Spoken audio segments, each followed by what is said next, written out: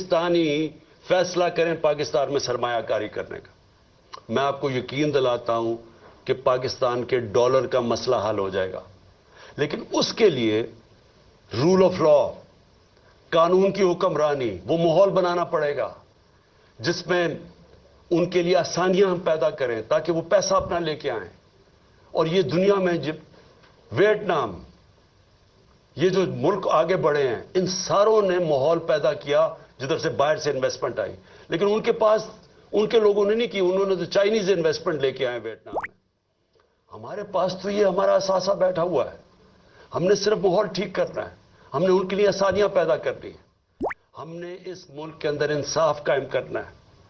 اور انصاف کا مطلب قانون کے سامنے سب ایک برابر۔ جب تک یہ نہیں ہوگا یہ ملک آگے نہیں بڑھ سکتا۔ میں آپ کو بار بار نبی صلی اللہ علیہ وسلم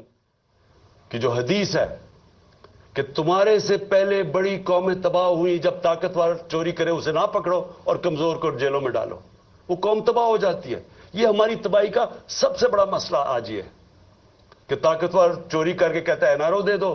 نہیں تو ہم تمہاری گورنمنٹ نہیں چلنے دیں گے، اور ہم صرف چھوٹے چوروں کو جیل میں ڈالتے ہیں، ملک تباہ ہو جاتا ہے۔ تو سب جو ان ساری چیزوں کو ایک اگر پوائنٹ سب سے زیادہ وہ ہے قانون کی حکمرانی، رول آف لا۔ تو آخر میں اور اس میں اور میں بتا دوں، ہم ٹیکس ریفارمز کر رہے تھے، ہم ایف بی آر کو ٹھیک کر رہے تھے، ٹیکنالوجی لے کے آ رہے تھے، ہم نے ٹریک اینڈ ٹریس سسٹم بنا دیا تھا، ہم نے آرٹیفیشل انٹیلیجنس کے ذریعے ہم نے 35 ملین ٹیکس پیئرز کو آئیڈینٹیفائی کیا رہا تھا جو مزید جو ٹیکس نہیں دے رہے تھے لیکن ان کے پاس وسائل تھے، تو ہم نے آرٹیفیشل انٹیلیجنس کے ذریعے ان کو آئیڈینٹیفائی کیا، تو اور آہستہ آہستہ ہمارے پاس تو ابھی صرف 20-25 لاکھ ٹیکس پیئر والے لوگ ہیں، 22 کروڑ میں صرف 25 لاکھ لوگ ٹیکس دیتے ہیں۔ تو ہم نے یہ جو